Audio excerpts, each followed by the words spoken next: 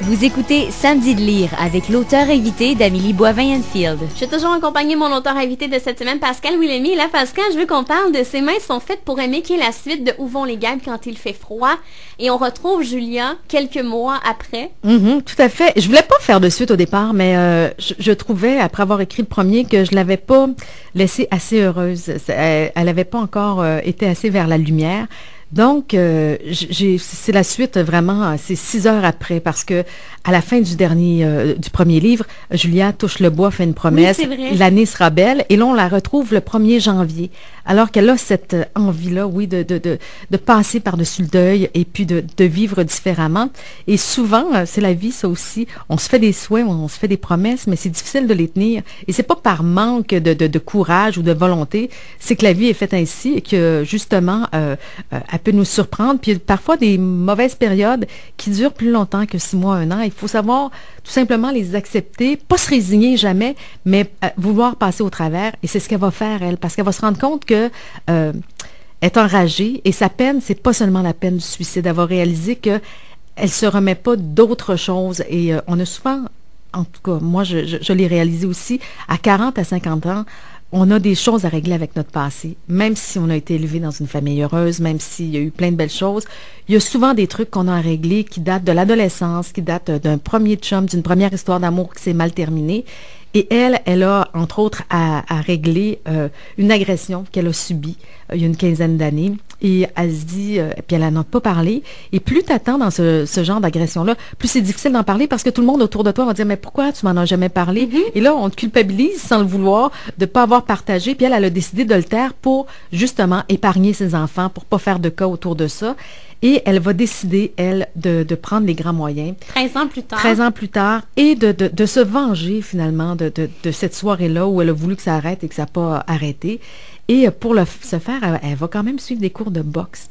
Et je trouvais ça important aussi de montrer que des fois, quand tu veux régler les choses, ça prend... c'est pas un exemple du tout à suivre, là, Julia, mais elle avait besoin de le faire physiquement. Elle avait besoin, elle, de dire, moi aussi, j'ai la force. Confiance en elle. Oui, elle reprenait confiance en elle et ça a été bon, ça a été pour elle. Et c'est paradoxal aussi parce que elle doit, elle se fait des souhaits là, le 1er mars parce que là, elle décide que sa vie va changer. Puis c'est trouver une religion, suivre des cours de boxe. Et souvent, moi en tout cas, ça a été mon cas, dans la vie, on prend des décisions qui sont comme ça, trouver une religion. On a besoin aussi de spiritualité dans notre vie, que ça n'a pas obligé d'être une religion bien précise, là, mais on a besoin de quelque chose de plus grand que soi. Et elle a besoin de ça, mais elle a besoin aussi de quelque chose qui est quand même, illégal ou... charnel. Oui, c'est ça. Puis, on est plein de choses. Moi, effectivement, j'aurais pu écrire je serais capable d'écrire, et je m'en vais vers ça de toute façon, un livre où on va se sentir bien, quelque chose qui va nous faire du bien. Mais là, j'avais besoin encore de creuser et de montrer aussi, il est plus sexuel ce roman-là aussi un peu, mais de déculpabiliser les femmes face au type de sexualité qu'elles ont. Et ça, je trouvais ça important aussi parce que Julia, elle a été victime en se disant, je le mérite parce que, j'aime pas nécessairement tout ce qui est conventionnel. Mais non, t'as pas à subir quelque chose si tu le veux pas. Et puis, elle va s'en libérer de ça aussi. Et tantôt, tu parlais que tu étais bien seule. Julia a besoin de ça aussi à un certain moment, d'éloigner tout le monde, sa famille, ses amis, pour se retrouver elle-même.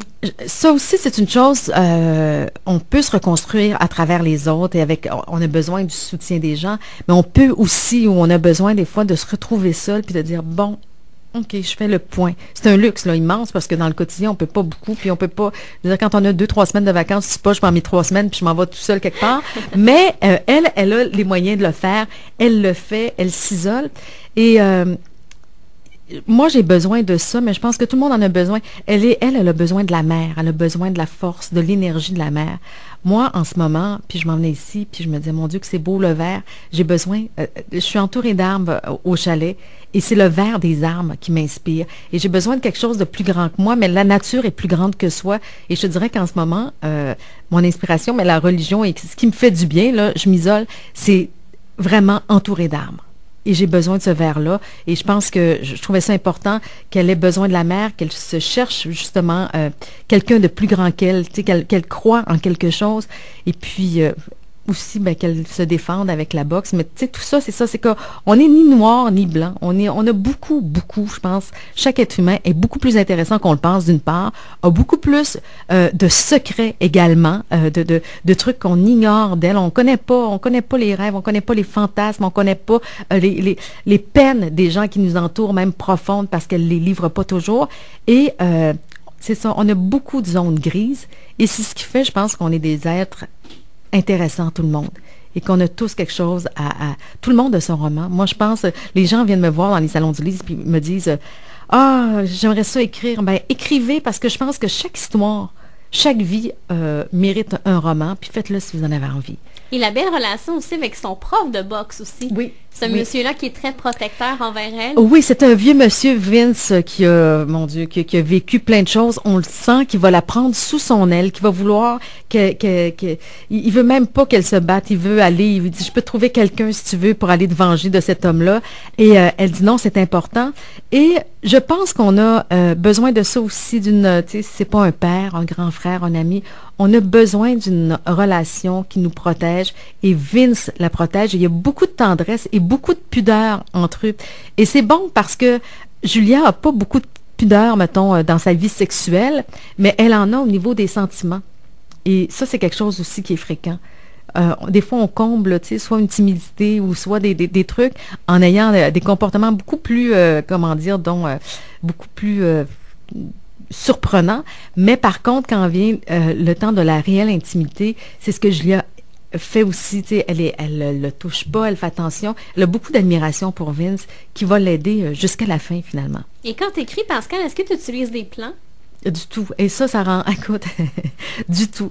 Tu sais, la méthode post-it, là, de savoir premier, deuxième, troisième. Et quand je parlais d'inspiration, c'est ça. Julia, j'ai commencé à écrire le premier, mais le deuxième surtout.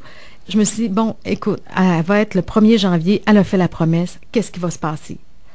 Et j'écris et j'évolue et je vis avec elle et je n'ai pas d'idée. Il y a eu l'idée de la boxe qui est arrivée, puis après ça, il y a eu l'idée de la religion. Mais pour le reste, là, de chapitre en chapitre, des fois, j'écris puis je suis surprise de où l'écriture me mène, où mon personnage me mène. C'est très incarné. Je le vis vraiment. Après ça, j'arrête, c'est fini. Là, je suis capable de cuisiner puis de parler à tout le monde. Mais quand je suis dans l'écriture, vraiment, ça me mène et je n'ai pas de plan. Je sais pas comment ça va finir. Je me laisse vraiment aller. Et tu vois, là, dans le troisième roman que j'ai fini, c'est la même chose aussi. Ça a débuté avec une histoire, puis ça finit comme, oups, je me surprends moi-même jusqu'où ça me va. J'ai pas de plan. Je suis pas quelqu'un d'organisé dans la vie. Je suis pas quelqu'un d'organisé dans mes idées non plus, tu sais, au niveau de... Mais par contre, je sais que j'ai comme...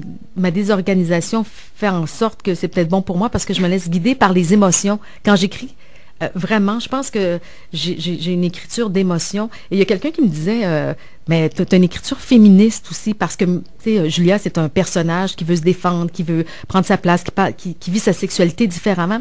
Puis féministe, moi, j'ai rien contre sur le féminisme, d'une part, là, mais je me disais, non, moi, j'ai l'impression que mon écriture, c'est une écriture d'émotion qui touche les gens aussi, puis ça me fait vraiment plaisir de savoir... On m'écrit beaucoup, tu sais, de dire, mais ton livre m'a fait du bien. Ou quand le premier livre, je pensais pas qu'il y aurait autant de gens qui ont perdu des proches, qui se sont suicidés, qui auraient envie de le lire. Puis au contraire, ça a fait du bien à beaucoup de gens de comprendre le mal de vivre de cette personne-là. Donc, c'est ça. Moi, je me laisse guider beaucoup plus que d'avoir un plan organisé. Parlons-en de ce troisième roman. Est-ce que c'est l'histoire de la femme dans la quarantaine qui sort avec un petit jeune dans 27 ans? Oui, mais il est fait, lui, OK? Il est vraiment terminé. Sauf que je veux que ça soit, comment je te dirais, donc, je veux qu'il soit parfait, ce roman-là. Là. Je veux vraiment le laisser mûrir, le laisser vivre, tout ça. Il est écrit, il est plus consistant, c'est pas le « je me moi », là. C'est vraiment, on décrit la femme, on décrit surtout ce jeune garçon de 16 ans qui a surpris sa mère avec un homme plus jeune. Et le silence qui s'installe entre eux, le non-dit. Et c'est passionnant parce que dans les familles, il y a beaucoup de non-dits, toutes sortes de non-dits. Et ça n'a pas besoin d'être seulement, mettons, même si c'est extrêmement grave, l'inceste ou quoi que ce soit. Mais il y a des gens, tu sais, qui ont surpris sûrement leurs parents à faire des trucs qui n'étaient pas parfaits.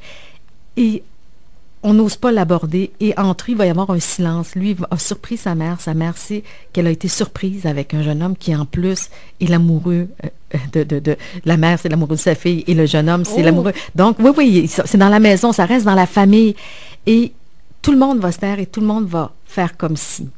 Mais faire comme si, ça peut être dangereux aussi. Donc, il est fait, il est écrit. Mais là, je me suis dit non, Pascal va vers quelque chose là, je me sens comme libérée là, de ces deux romans-là. Et je vais aller vers quelque chose qui me ressemble, mais l'autre partie de moi, la partie joyeuse, la partie qui aime, sans donner de leçons de vie, qui aime, je veux pas être prétentieuse, mais qui aime inspirer. Et le roman que je suis en train d'écrire, je tripe dessus. Je suis en train, justement, dans ma tête, là, de l'écrire encore en m'en venant. Là. Moi, je suis quelqu'un d'hyper peureux dans la vie. Moi, j'ai des peurs depuis que je suis toute petite. C'est ce qui fait, tu sais, je dis, je suis timide. Ça paraît bien, là, sur le balcon. J'étais timide, mais j'avais peur de marcher dans la rue parce qu'il y avait 2 chiens qui restaient chez le voisin d'à côté, puis un autre voisin. J'avais peur, une peur terrible des chiens quand j'étais petite. Donc, mon enfance, là, est nourrie de petites peurs. Et même encore aujourd'hui, je peux te dire, je suis pas très brave. Je suis vraiment pas brave. Et ça m'a limitée à faire des choses. Tu sais, j'ai envie... écoute, j'étais petite puis j'étais jalouse des filles qui faisaient des pirouettes, de mes sœurs qui étaient capables de faire des culbutes. J'ai jamais fait une culbute de ma vie. J'avais peur de me faire mal. T'sais, donc, c'est comme... Bref, dans ce roman-là, c'est... je veux que mon personnage prenne en main toutes ses peurs et qu'elle accomplisse quelque chose de grand. Et ce qu'elle va faire, c'est son amoureux qu'elle va laisser parce qu'elle a peur de le perdre. C'est fou la peur, là. Ça va loin la peur, là. Ça peut aller très, très loin. Et elle va décider donc de dompter la plus grande de ses peurs. Puis elle cherche, c'est quoi sa plus grande peur.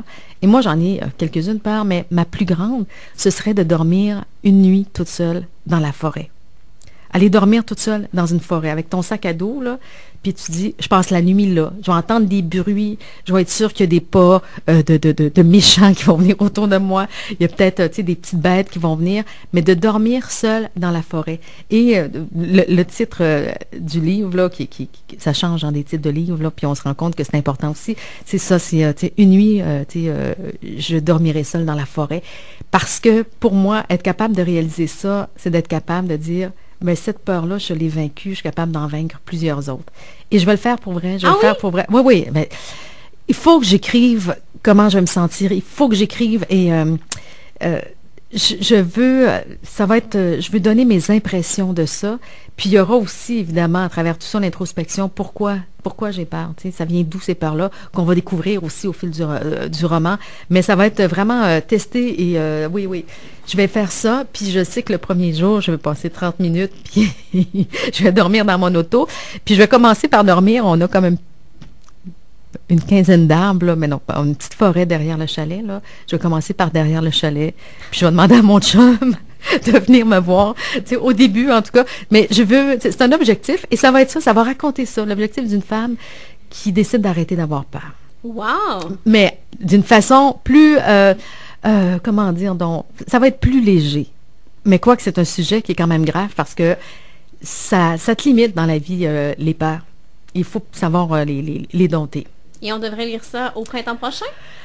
Non, on va lire ça en novembre ou à l'automne 2015 parce que je veux prendre le temps de l'écrire et là, je veux pas non plus que les gens... comment dire, j'ai écrit déjà 2 livres là, en 6 mois là, qui sont sortis. Je veux pas que ça devienne comme un produit de consommation. Tu sais, je veux pas que les gens disent, mon Dieu, elle écrit vite puis elle prend pas son temps. Je veux prendre le temps. Cette fois-ci, je veux aussi prendre le temps. Il y avait une urgence dans les 2 premiers, mais je suis extrêmement contente puis je les ai bien travaillés. Mais dans les autres, je vais les laisser dormir, je vais les reprendre. Puis je veux développer d'autres projets. Je veux écrire une télésérie, je veux faire un film aussi, je veux écrire un film. Écoute, je pense qu'il y a beaucoup de choses à dire, puis beaucoup de place aussi pour des personnages féminins dans notre cinéma, oui. dans nos téléséries. Là, bon, je sais qu'il y a eu une T9, il y a beaucoup de femmes, mais des femmes différentes. Et au cinéma, je trouve qu'on a un cinéma où il y a beaucoup d'hommes. Là. Si tu regardes ce qui se passe, là, c'est vraiment les boys, même Crazy, je sais pas, là, de père en flic, des trucs comme ça. Puis j'ai rien contre ça, là, c'est bon. Mais des films où on a vu beaucoup de femmes, des femmes qui s'amusent, des femmes qui discutent, des femmes qui changent le monde. On n'en a pas beaucoup, je trouve. Puis je dénigre pas, puis je veux pas me faire, tu sais, taper sur les doigts, mais j'ai le goût de femme, là, j'ai le goût d'un mélange. Tu sais, le mélange parfait pour moi, là, c'est un peu de la galère, un peu de... Les grandes chaleurs. Oui, aussi. Oui, tout à fait. Amélie Poulain et puis Sex and the City. Tu sais, quelque chose de... Oui, tu sais, de complètement montrer des femmes qui ont du plaisir ensemble. Parce que des femmes, tu sais, on parle beaucoup de gangs de gars, mais des gangs de filles, c'est fantastique. Et ça, j'ai le goût de le faire. Elle le vit, Julia, elle le vit avec ses amis, mais elle s'éclate pas encore assez avec elle. C'est vrai. Là, je veux vraiment quelque chose qui montre la solidarité entre les femmes. Si tu me permets, Pascal, on s'arrête et on se reparle dans les prochains instants de ton livre coup de cœur. Oui.